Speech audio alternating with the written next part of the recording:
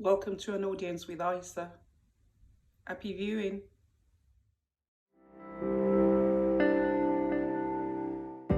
Good afternoon, ladies and gentlemen. So we're back on another edition of An Audience with ISAA. And today I've got no other than Mr. Afolabi Elebiju. And whilst we'll get him to do a good intro into himself, what I can tell you about Mr. Afolabi Elebiju is that he's a very learned colleague of mine who I must say very proud has been to Harvard for his LLM. So you can imagine Harvard Law School, who is also a product of OAU, which is where I got my first degree, and that's where we connected. What I need to say about Mr. Elebs is an author of a book, and he'll tell us a bit about that. He's co-edited and co-wrote several corporate and commercial law articles on diverse topics, including tax, regulatory landscape, and reform issues.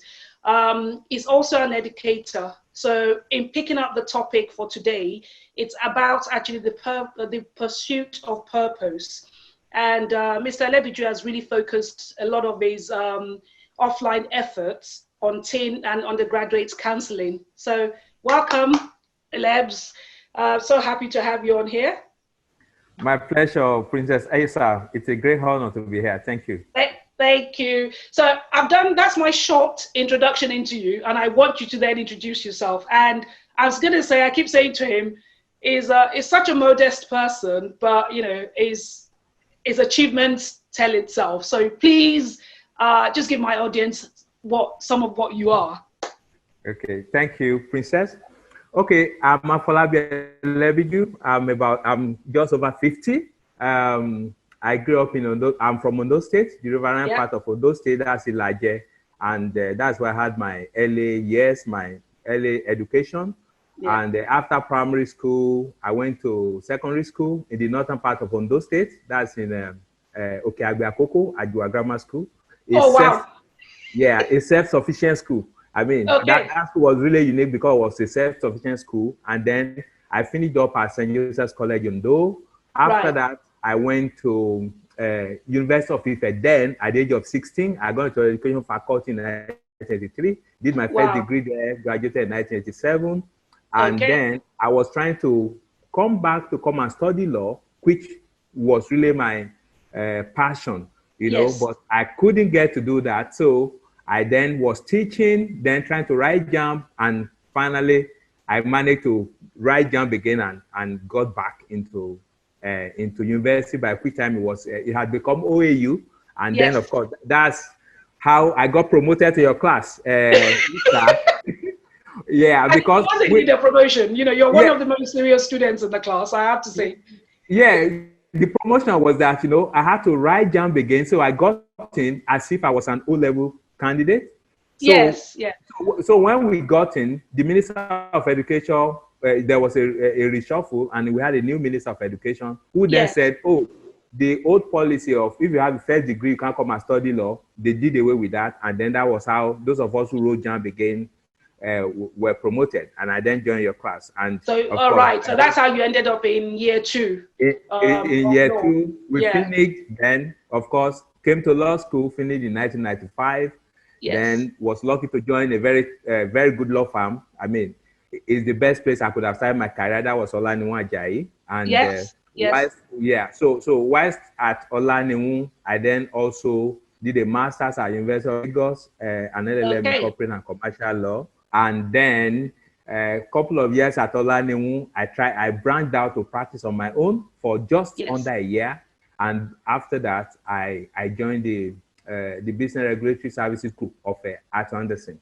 And Arthur Andersen later became Andersen, it later became KPMG Professional Services. KPMG, yes. And I was there for like almost 8 years, and then took a year out, to go and do that, my second master's at HLS. Then after my master's, I came back, I joined a law firm called Templars, another top law firm in Nigeria, where I kind of basically set up their tax regulatory practice. And I ran with that for like 5 years before I went in-house to join the private equity firm called the African Capital Alliance. And, right, yes. Yeah. So I was there for 2 years before the urge to just come and do my practice, I just couldn't, it won't let me rest. So I then branched out and I then started Lilo. And that's where I am at the moment as the managing partner. So Lilo is a neat commercial law firm. We do everything that has to do with transactions. We just like to describe ourselves as a commercial law firm, right? We're small, but we try to provide quality services at the fraction of the cost of the A-list firms. And then if I am forced to describe myself, I will say I'm a tax regulatory lawyer. But if not, I'll just say I'm a commercial lawyer. Yeah. I think commercial lawyer sort of encompasses all of it, but I do have to hark back to your background and I can see the reason why you would want to go out on your own. You've got so much to offer. I mean, you've got an excellent, top-notch background, and I'm not saying that because I know you.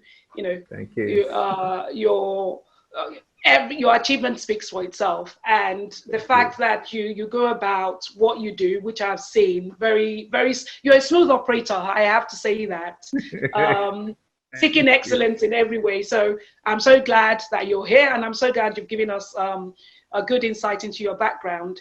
And this is the purpose of the show, really. It's about bringing people that can actually encourage each and every one of us, including, the motivator, to get on and just try to see the positive side of things and continue to achieve. And you make it sound, when you go over your background in all of its, golden, yes, you're 50 something, but it doesn't take a genius to work out that it's taken a lot of hard work to get there. It's not easy going for a first degree, then coming back and then realizing, actually, I couldn't even use my first degree, then having to take a couple of exams and eventually being vindicated. It takes a lot of hard work. So naturally, your will to excel, your will to work hard and smart, it's actually a blessing that you impart that into the next generation. So I'll go into the questions I've got for you, because if we take the topic, which is about this pursuit, is the pursuit of purpose. Okay. If I start actually and just ask, is in the first one, how did you actually get into this area of motivating others? Okay, when growing up, I mean, we were just growing up. We're just having fun, I grew up in a remote part of Ondo State, like I said, fishing environment and all of that. Yes. And then we were just having fun, going to school and all of that. And then I had a very deep interest in just reading any book, whether I understood it or not, I would just want to read.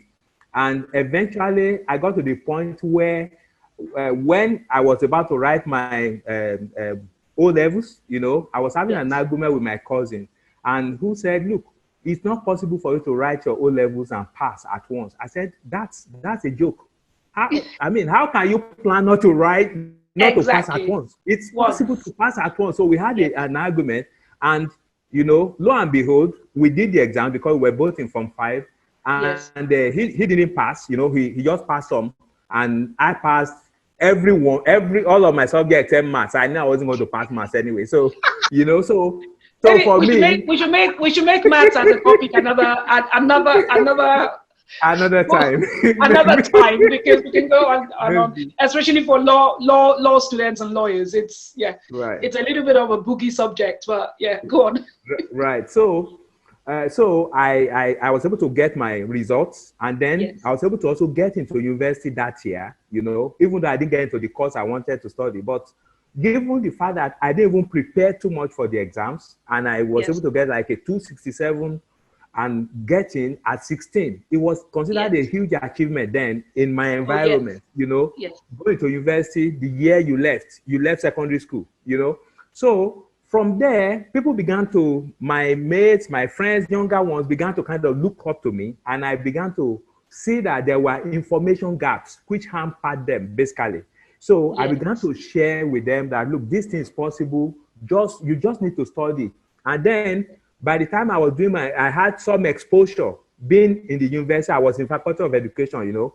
The exposure I also got, you know, I began to imbibe some of those things. And right from during the long vacations, we will organize vacation classes just to make money and all of that. And using that process, it provided a lot of opportunity to be explaining to people that, look, this thing is not rocket science. If you study and you prepare, you will pass. And in fact, you get whatever mark you want to get, as far as your O level is concerned, or as far as your university entrance examination is concerned, it's not a problem. All you need to do is just focus and work hard, and you get the results. So I began to share with my cousins, with my friends, with everybody that I came across. And it just turns out that in doing so, I just kind of became proficient, you know.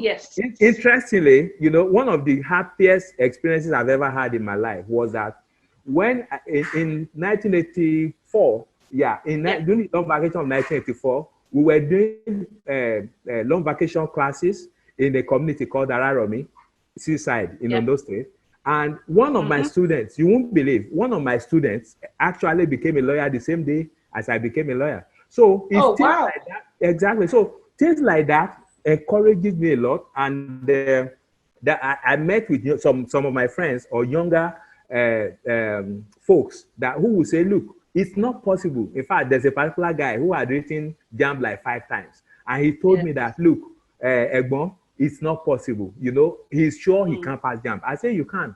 So I said, all you need is, let's design the plan. And we designed a plan, and he got in. His other friend who also had doubts, you know, so from there, word began to spread. And it got to the point of, if I see someone who is young, and immediately we start chatting and say, oh, what are you doing? You're informed too, you're informed this, you know? And then I begin to say, look, you need to have a study plan, you need to have study habits, etc. And one thing will lead to the other. And that's how I just got into it. Fantastic. And, you know, yeah.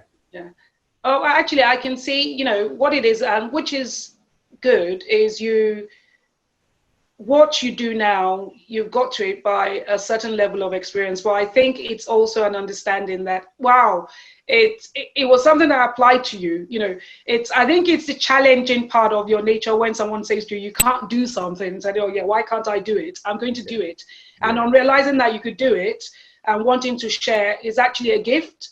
I have to say, because you do come across a lot of people that just find it difficult to share a bit of themselves. And I'm so happy that, you know, you're describing the feeling you get when you see someone that has achieved. It's just really wonderful. You can't, I personally, I don't think you can beat that when you carry people along with you and everybody is doing so well. And even when they're not doing so well, there's something that says to you is they're trying really hard. Eventually you'll make it.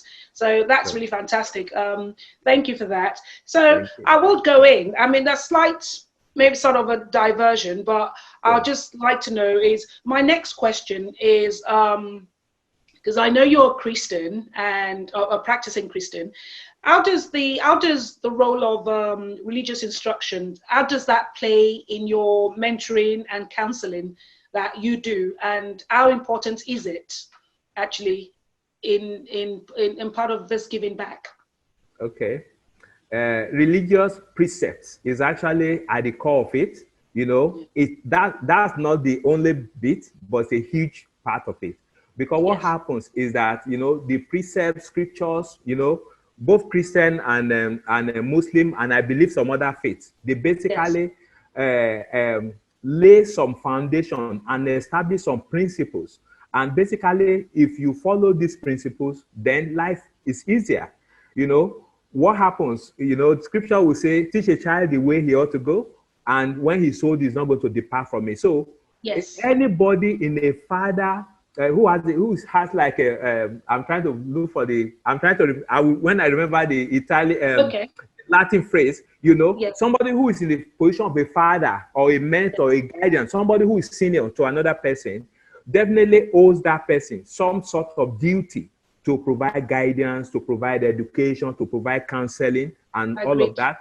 And basically, in the religious context, then there's lots of rich materials in, you know, in Christian faith, in Islamic faith, and all of that, that people can leverage on you know, Yes. and essentially it just makes life easier because what's happening is that the ones we get from scripture, they are timeless, you know, they are timeless, they fit all situations, you know, it's the same principle. I used to tell, you know, my young friends, whether you're in Kano or you're in London or you're in Kafachan, some things are principles.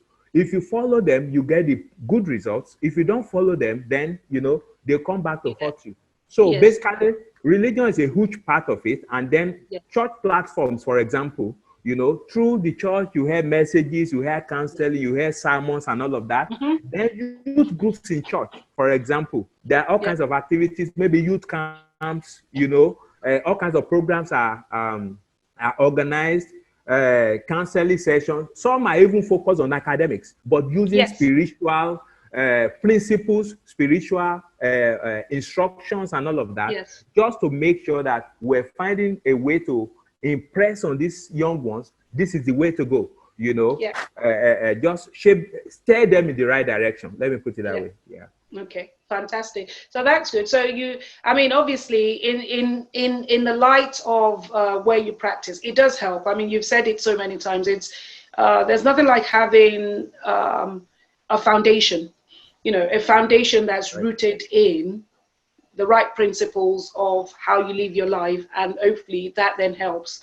But what I do know as well is when growing up, and that is why you have elders, you said it, when you're in the role of a father, a mother, a guardian, a counselor, you know, a mentor, then you can relate back to when you were growing up, your experiences, how you had a hand being pulled up to get to where you're going. And that's extremely important in any setting. It's extremely important in any organization.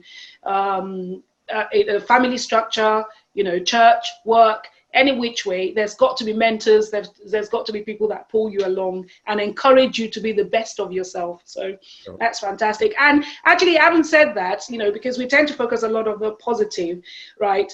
How do you manage the ones going astray, and then, you know, how do you pull them back in so they realize they've got to do something for themselves? Okay, thank you for that. The expression I was looking for that and I didn't remember is in loco parentis. When you are in loco parentis, so you are standing in the position of a parent. Yes. And I will relate that to the general African cultural practice where it takes a village to raise a child, you know, to raise children. So it's not just a duty for only the father and the mother, but it's a duty for everybody, because we want everybody to turn out right and to be valuable members of the community who are able to contribute their own quota and etc. Who are not going to be liabilities, you know, and so on. So essentially what happens is that once you've seen people, I mean, for me, once I've seen someone, and particularly I spot people who actually have needs easily. So let's say, for example, you are in a nice family environment, your parents are educated, so you should be getting some really good counseling. I may just ask you a few questions and we won't spend too much time, you know, just a few questions. I can give you a few tips and I'm gone. But I come across you are someone, maybe your parents are not educated, you don't have access to information, there's nobody counseling you, you don't have support system and all of that. So the way I will engage with that kind of person will be more intense than this other person. The general idea is that everybody has potential. There is everybody. I mean, God has put a lot of resources, you know, in everybody. So what we need to do, these young ones, is to just help them discover who they are, discover the gifts they carry, you know, help them, because some of them are distracted and all of that. And sometimes you see a young individual, you are trying to chat the person up, and the person can't be bothered. Really, it's just because, well, that's the level of maturity. So you make the necessary allowances and just recognize that, well, first, maybe this person has not been exposed to counseling before. He's not been getting, you know, maybe there's no father figure. I mean, so you make all those allowances. And what happens is that if you see this person is kind of resistant to the extent possible, I mean, as far as the circumstances will allow, I will try to, you know, I won't want to be a one-time counselor. You know, Yes. you try to do, there's this thing I call the law of repetition, you know. So you try to engage and repeat and use different methods, you know, sometimes graphic images, you know, to illustrate some of your points. I'll give you an example. Sometimes you may tell, you may be telling someone and he's looking like, well, you know, you are old school, time have changed and all of that. And then you may need to you may need to chip in a proverb there, you know. They advise the tortoise, don't go on this journey. The end of this journey is not nice. The destination is, you know, it's not a nice destination. Oh, the tortoise said, no, I want to find out for myself. So what happens? He goes on that journey, comes back with disgrace, you know, avoidable pain, humiliation, etc. And so the point you're not telling these ones is that, look, we already know there are people who have gone this way before, and from their lives, we know that it's not the way to go. There is no point trying to find out the hard way that that's not the way to go, because you are going to waste years and so on and so forth. In fact, there's a young person that I was advising that person that, look, I think you are not strong enough, so you should repeat from 4. You should repeat SS1. And he said, no, he won't. In fact, first he said he won't do it. Later he agreed. He said he would do it. So we agreed a program, a study plan, everything. I got people, you know, in those states who will be looking after him, and I'll be checking on him and all of that.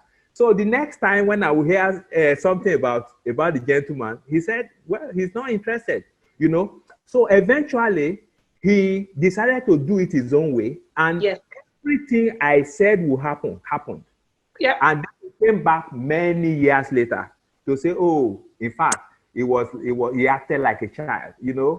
When you're a child, you think like a child and all of that. I said, well, thank God you realized, you know. But the problem now is that the time that has been lost, you know, it will really be tough to recover that time. But well, let's see what we can still do. So those are the kind of issues. So I really try to just communicate, you know, to the best of my ability, using different examples. I will use, you know, real life examples, anecdotal examples. I use news, biblical examples, all kind historic examples, you know, just to make sure the point will sink in. And as much as possible, if you need to repeat something more than once, you know, you do it. Yeah. I will call that parenting, actually, because, you know, given the examples that we all, you know, at least both of us on this program, you know, we're parents to teenage children, and no matter how good they are, they do need repeat instructions. And you, as you said, you always have to hack back to, well, let's hope you don't want to learn. The reason you have mentors, the reason you have counseling, is people are trying to shortcut your path to pain. Sometimes you do need to go through that pain to learn, but you know, it's always, if you listen to advice, if you listen to your mentor, you know, you should really be guided and hopefully avoid those pitfalls. So it's fantastic. So, I mean, you know, you gave a good example of somebody coming back years later and saying, I wish I'd followed all the things you said, because exactly what you said is what happened. But have you had examples where you simply just had to cut your losses on a ward, you know, in particular? Have you had where you've had difficulty and where you just thought this young adult is a complete lost cause? Have you had one of those? Yes, I've had a couple of examples like that. And you know what I do is that I'll just tell you that, well, I've done my best. First, I want to satisfy my conscience. I've done my best. And the person, the individual, will actually see that I have done my best. I'll give you another example. So there was this young guy who, when he was in secondary school, I was in Ife then, when, you know, in the law faculty. So once in a while, when I come to Lagos, I'll make sure I see him. He's actually a cousin of mine. You know, I'll make sure I see him. I say, look, this is how to study. These are the things you ought to do. You need to do this. You need to do this. You need to. So, and I would try and be checking in on him, but obviously the guy wasn't interested. Guess what? He was thinking that when it's time for work, he will look for a guy like me to come and help him. So, and you won't believe that we were Sorry, in law school. can I stop you shortly? Help him in what way? Help him to study or help him to write his exams? Which is it? help him to write the exams. I must be joking. I'm telling you. So we were in law school, and the guy came to me and said, Egmon, it's now work time. You know, you need to come and help me write. I said, what? Say that again. He's picked on the last person that would do such a thing, hasn't he? Exactly. So I said, say that again. I said, look, if I thought I could help you write the exams, why was I spending time over the past 3 years trying to advise you this, how to study, checking up on you, doing stuff? But obviously, you had your plans, and since your plans is not part of the plans I had, I can't be involved. And up to today, you know, the guy basically feels that, well, I'm not the kind of guy who likes other people to succeed and all of that. I say, well, I'm sorry, I can't help you. If that's how you feel, too bad. You know, the only way I know is that you work hard, then you write your exams and you pass. I don't know any other method, you know. So I think it's important, actually. Yeah, thank you for that, because it's actually important. People have to recognize hard work is hard work. Hard work isn't fun, but great results are fun. You know, when you see the results, it is fun. And one has to have principles enough to, if you're a hard worker, why would you want to give somebody an easy ride? So yes, in terms of cutting your losses, I can understand that, but it's really left to people that have opportunities and don't make use of them, to really regret that lack of opportunity lost. But I can see, but you've done, as you've said, it's about your conscience. You know, let me do the very best I can in the time I can, and hopefully I can put these people on the right track. So yeah, it's a difficult one. I just asked that question because I wanted to pull out the challenges, the obvious challenges that comes from not being able to control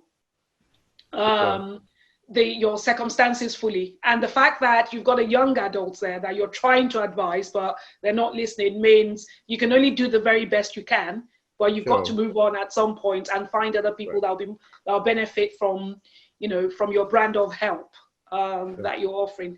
So that's very good. At the starting point of this interview, I mentioned the fact that you've written quite a few. You've actually written a book. You're a published author, and you've also written quite a number of articles. You said about law, but I know that you've also written in terms of guidance as well, in terms of education. How has your experience helped to shape the content, and how have you been able to get that to the different groups that you support for them to take advantage of it? Okay. Thank you very much. So I'm going to talk more about the books on counseling, you know, and if there's time, we could talk a bit about the other books. Yes. So in terms of the books on counseling, I realized from my experience that I will counsel somebody. Maybe you have a family, there are like 5 siblings. So maybe I start talking to the elders, to the most senior person, and okay, the guy does well, goes to uni, but I can't see that impact on the younger ones. You know, what I typically will expect is that once you've been taught, you teach others, right? And because that's actually what happened to me, you know, in my Form 4, you know, I came across a gentleman who just basically gave me the snippets of how to really study and all of that. And that's what I built on, you know. So I then see a situation where, oh, this guy is struggling with something, and I'm saying, didn't your senior brother, your senior sister, didn't they teach you? You know, I've told them everything, all these things, they should have shared it with you. So that's what led me to writing that book, because I realized that I will have to be repeating and be telling, you know, I'll be repeating myself. You know, even in the same, sometimes in the same circle. And I found it kind of tiresome. So I said, okay, why don't let me write a book that will capture the main gist of all these things. So the first one I wrote, Yes You Can. And before writing the book, actually, you know, various kind of academic seminars and all of that, there have been all kinds of things, notes and journals that I, you know, all kinds of materials I've researched and all of that, you know. Yes. I've had all those ones. I have a pile of I have files and files, you know, in my room, you know. So I just felt, okay, let me pick this particular issue of writing your entrance exam into the university and getting it right the very first time.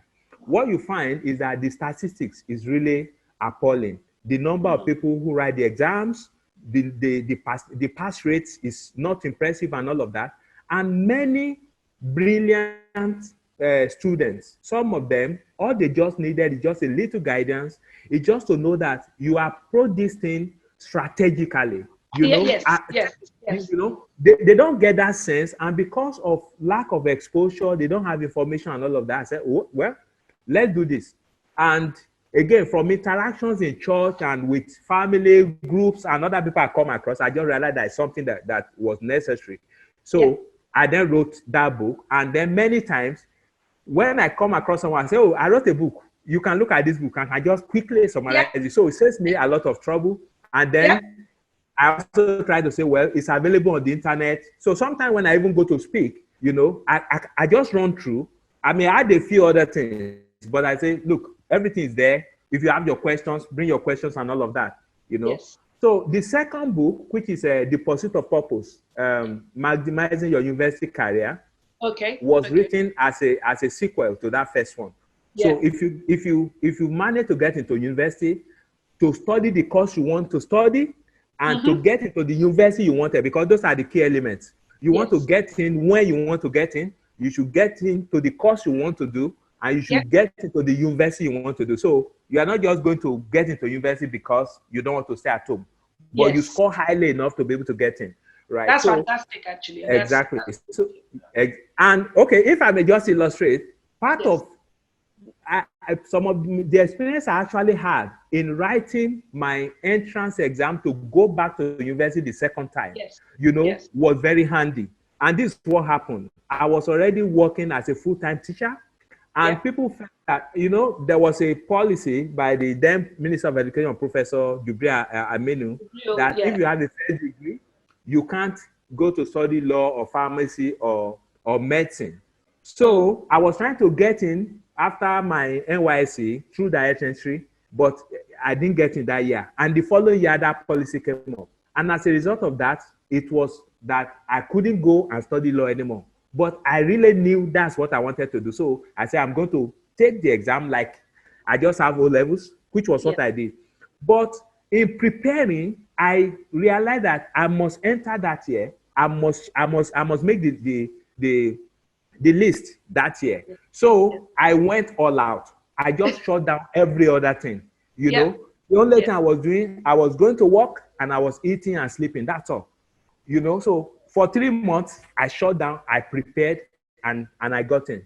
So that was some really good news to some of my friends who also had a degree and who were thinking they wanted to go and study the course they wanted, but who were thinking, oh, will I leave my job, this and that? Because as I thought I was going, you know, my dad was already retiring. People were saying, look, are you going to start again? I said, well, whatever it is, I'm going to do it. So what then happened was that some of my friends who wrote that exam the following year, they didn't apply themselves because they just assumed that, oh, because I have a BSc in political science or because I have a BSc in English, you won't prepare well. And then what happens? They get average marks, 250. You won't, with 250, you won't get into law. Or 260, you may not get into law. So it just became, everybody just realized that, look, preparation is it. You just have to prepare well. It's key. So that's what that book focuses on. So the second book is about how to make the most of your university career. And it just talks about how to organize yourself in such a manner that you are getting an education. It's not just that you are getting the grades, you know, you're reading widely, you are broadening your horizon, you are volunteering, you are having reasonable value-adding extracurricular activities. You are monitoring the market that you are going to come into when you graduate. You know, you are following the trends. You are doing internships. You are abreast. You are following business news. Everything. You are knowledgeable essentially. So if somebody wants to talk today about U.S. politics, you can have a conversation. They're talking about inflation in Nigeria. You can discuss it. They're talking about sports. You can. Even though you're an architect or even though you're a lawyer, you know. So that's the kind of thing I try to kind of outline tips for people to use their 4 or 5 or 6 years in the university so well that they are employable by the time they graduate. They are future ready. You know, they become essentially, while they are students, they will be exceptional students. And then when they graduate, they are exceptional graduates. They're the kind of people that premium employers are looking for. And what happens with premium employers? Those are the guys who will pay the most, who will give you the best exposure.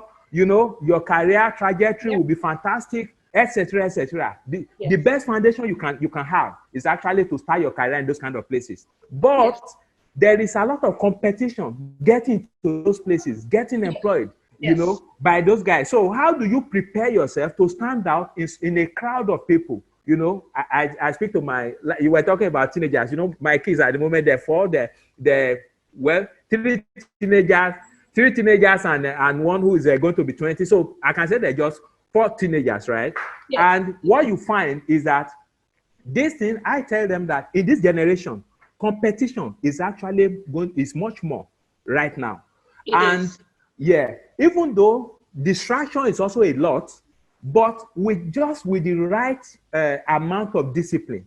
Because I think this is the best time to be a teenager, in my view, because the resources they have. I used to tell them that I can't imagine, like now, being at home and I will have all the books that my dad has in the house I have now, that I will just be reading from one to the other. Because when I was young, I'm telling you, I read my father's books by Chief Obafemi Awolowo. I read Path to Nigerian Freedom, all those books. I read them in primary 2. I didn't even understand what I was reading, but I just needed to be reading stuff, you know.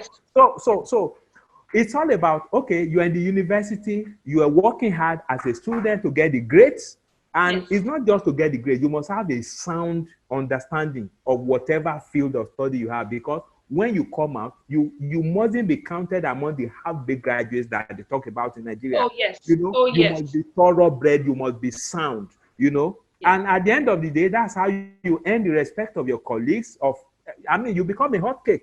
People will be the ones telling you, oh, come, there's an opportunity here. You are not the one even applying sometimes. And I used to tell them that was my experience for quite a bit of my career. You know, I get a call, you know, there's this opportunity. Oh, I'm not interested. Or I'm interested, you know. Most times, I think the job I really applied for was my first job to Olanimu.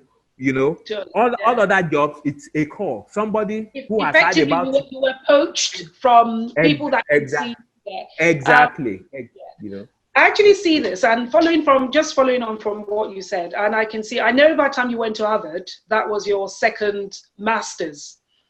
But everything you've called out in your book, how to make use of your time in university, you know, is so spot on, because it's not just about the grades.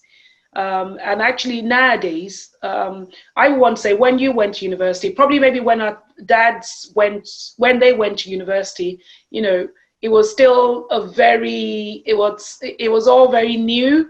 They were probably the first ones to go off and get degrees and stuff like that. Nowadays, a first degree is just standard, you know, so you have to distinguish yourself.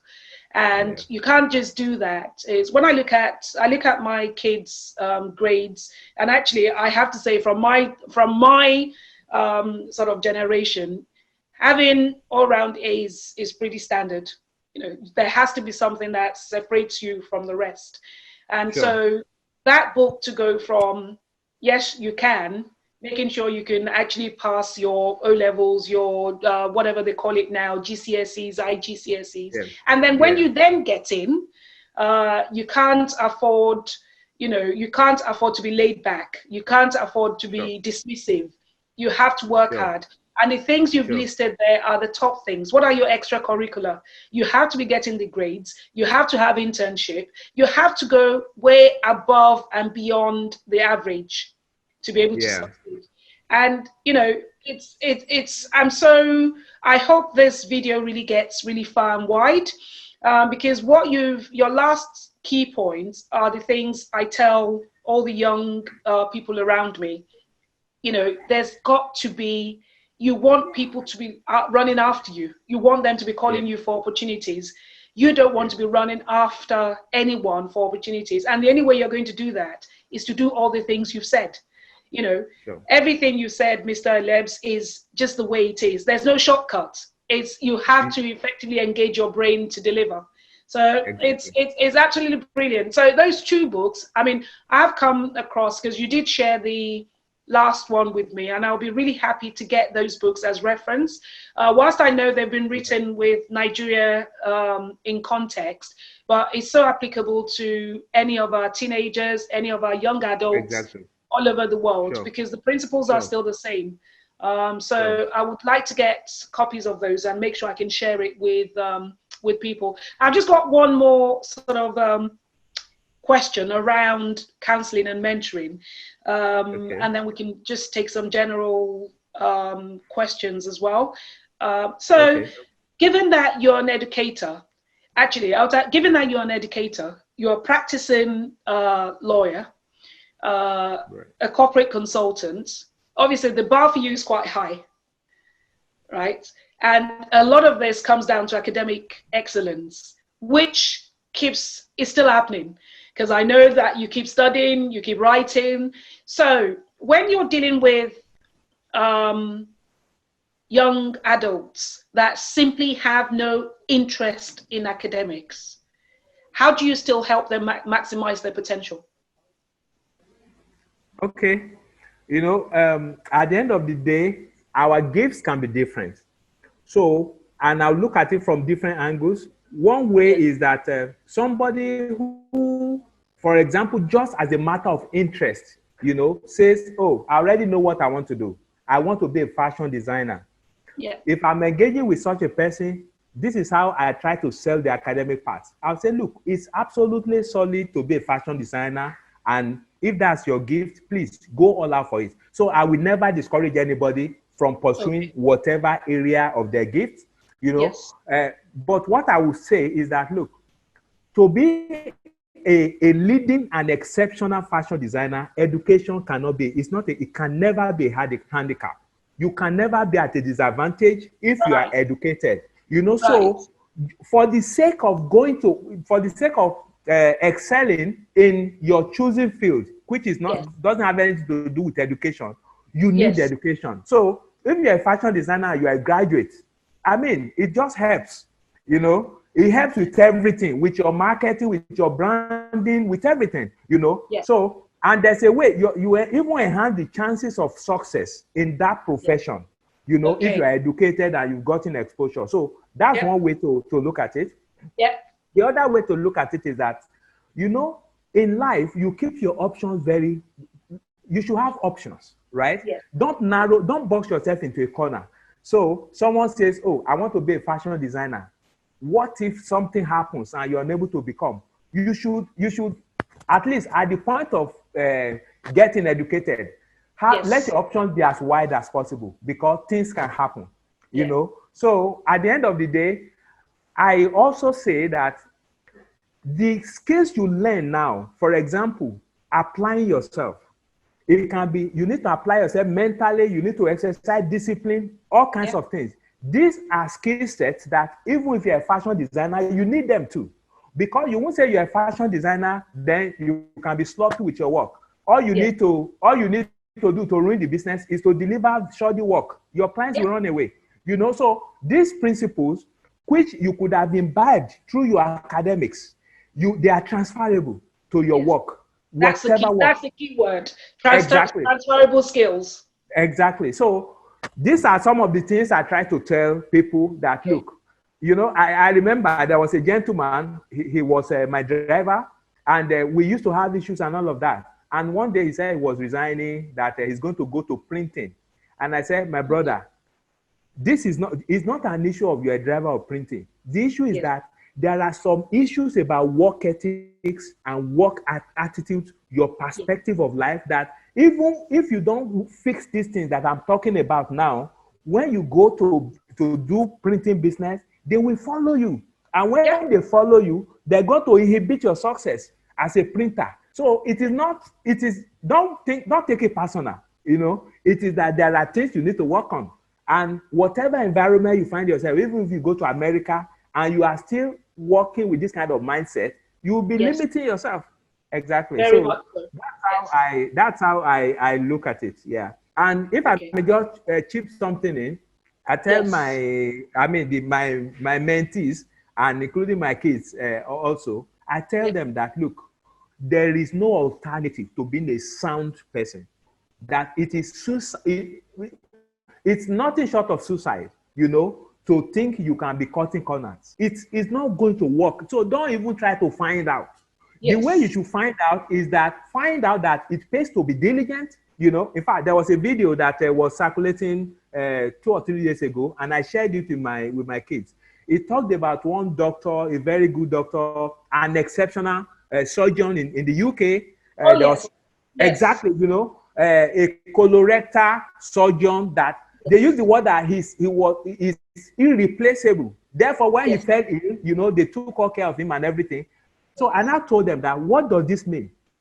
For someone to be described as irreplaceable, you can imagine how exceptional, how much of a specialist he is, how sound he is, I said, and that's what we're talking about. He cannot attain that status without diligence.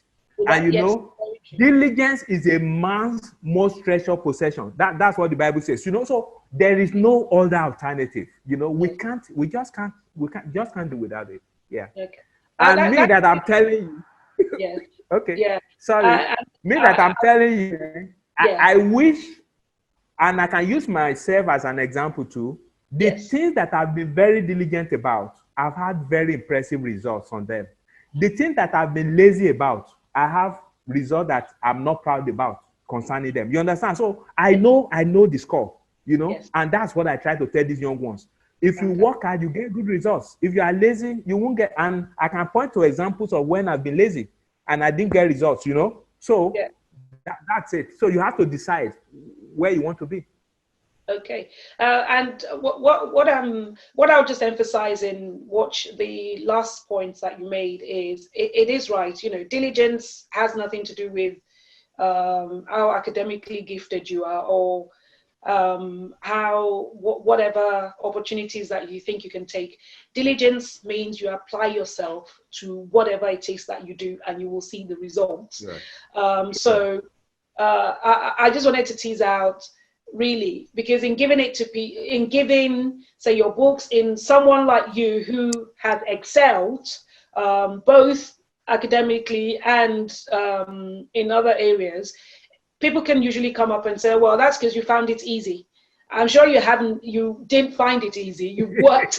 You get that. I get that sometimes, actually. When you try to advise someone and you get, well, it must have come easy to you, and you try to explain to them that nothing comes easy. The things that you see that looks easy is as a result of a lot of practice and a lot of hard work and a lot of repetition. So that's fantastic, really. So it's about the message you're delivering is you can't miss out. Education should be about general knowledge. Acquire that knowledge, be diligent, be hardworking, and that will show through in whatever you choose to apply yourself for. So that's really good, actually. That's thank you very much for that. And finally, I'll ask you about, because I'm really interested in some of the other books that you wrote, but just to bring this mentoring part to an end, when you see when you see the people you've counseled, people you've mentored, that you've given support to, when you see them excel, when they go off for their graduation, when they call you to say, thank you very much, sir. Your input has been outstanding. It's been tremendous. This is what I've done. How do you feel? It's priceless. To use the words of that MasterCard advert, the feeling is priceless. And I see it every day. It's so humbling. It's very fulfilling, and you just realize that thank God you put in a word in season. I remember one of my young friends who said, look, it's not possible. I don't jump 5 times. you know. And then his other friend, that one is now a lawyer. He's general counsel of one of the banks in Nigeria. It's a PLC, you know. I mean, that's someone who, you know, my other friend, you know, who was my student in 1984, you know, he actually started his own law firm before me. So I have lots of examples of people who have done extremely well. There's a gentleman who is working with McKinsey today in the US. You know, we just had a conversation, and I was just telling him that, look, oh, you have the first class. So what are you doing with your first class? And one thing led to the other. And from there, we just basically said, these are opportunities you could pursue. And one thing led to the other. He got his PhD. He's now, you know, so there are loads of people like that. It's really fulfilling. One is very happy. It's brilliant. It's fantastic. I mean, and that's the overriding thing about it. It's just, you know, and I'm so happy for you, because when you see your dreams fulfilled in others, you know, that's as good as it gets. And that's as good as it gets. And well, brilliant. Thank you. And just before we go off, so tell me a bit about your other books, about your law practice. So let's leave mentoring aside. Okay. Tell me a little bit about what else keeps you awake at night? What challenges you? Okay. Thank you very much. The law firm I run is called Lilo Barristers and Solicitors. It's a niche commercial law firm. And it's interesting because some of the things I've picked up over the years, you know, I just couldn't, I can't help myself from trying to pass it on. You know, my default mode is try to pass things on, you know. So what happens is, you know, I have a team of lawyers, young lawyers, who I challenge them, or they get challenged by the environment they come into, which is the firm.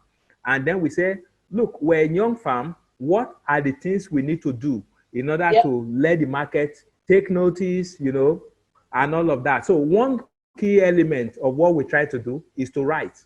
So we make everybody become writers, you know. Wow. So so some part of that mentoring goes into developing young lawyers into emerging thought leaders, you know, emerging professionals who command credibility with clients and with their colleagues by virtue of all the hard work they're willing to put into doing the research, doing the reading, the analysis, engaging with quality content and all of that. So it gives me a lot of pressure that I'm helping, you know, in my own little way to contribute, you know, to this noble profession we're all in, by also helping to groom people, just like some people help to groom me, you know. So that's one part of it.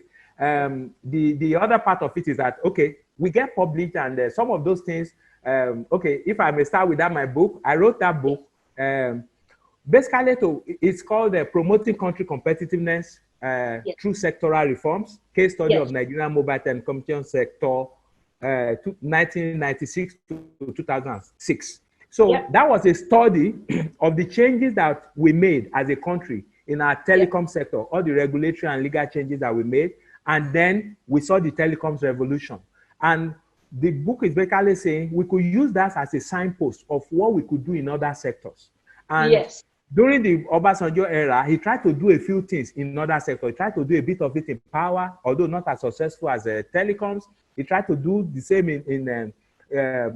with pensions, for example, and that pension, to a large extent, I think is also hugely successful, and so on and so forth. So that's a book that basically provides a multidisciplinary discussion of the reform process, how we went through everything, and then how we eventually got to where we were, where today, you know, we're one of the, I mean, our telecom sector is just a huge contributor to our national economic development. Then in terms of other writings, well, you know, I started my career at Olaniwan Ajayi, Professor Konya Ajayi, who was and is my mentor, you know, very, I mean, it's just so brilliant, you know, works hard and all of that. I write a lot. So I just picked that from him, writing, you know, and from doing research and all of that, I began to do my own writings. And once I started, the thing is that once you started, you can't stop. So from the very first article that got published, you know, I was maybe like 1 year, just a year and a month or so at the bar, and I got my first article published in an international journal, you know, that was it. And I just continued from there and all of that. So I've had a couple of opportunities to co-write maybe country contributions to some publications, or to just to write my own articles on my own, or co-write with some of my colleagues. So at the moment, we're very busy trying to just write articles on issues that where we believe our insights will contribute to business discourse, especially on improving the business landscape in Nigeria and all of that. So so that's some of the things we're busy with, in addition to, of course, doing client work, which is what brings in the money.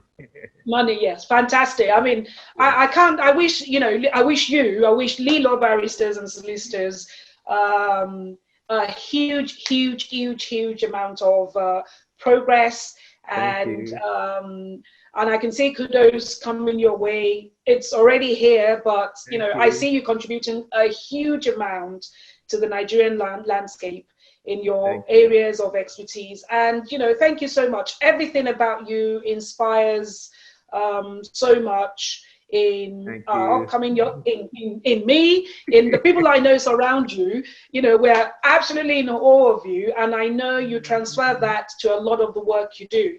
And all I can really say to you is, you know, may God reward you. The good thing about what you do is you're actually seeing your reward on earth, as opposed to let's wait till heaven to see it. You're actually seeing it, because there's nothing as good as developing people, you know, just seeing them reaching their potential, reaching their potential, maximizing out on what they can do. And I hope those people that you sowed a seed in their lives, I hope they too go on, you know, to be a help to one or two other people. And really, that's all it takes. If each person can take one in hand, and before you know it, you know, we eradicate a lot of poverty and a lot of issues in the world. So people like you are rare beings, and I'm really glad that I'm privileged to know you and for what you do. And I pray that God will continue to give you the strength to do more and more and more. So, you know, it's been really fantastic, Mr. Afolabi Elebiju. I'm so glad we've had this discussion. I can't wait to put it out there for people to see. And thank you so much for always being a gentleman. Thank you very much, Princess ISAA. You too, you inspire me, and this is very good. This venture that you are doing, that you didn't have to do it, but you are doing it because it could be a blessing to people, you know. So it's really good. So you too, keep it up. You too, you inspire us, you know. So thanks a lot. It's an honor to count you among my friends, you know. So thank you, and God bless. We're both welcome. Thank you. Thank you. Bye. Thank you.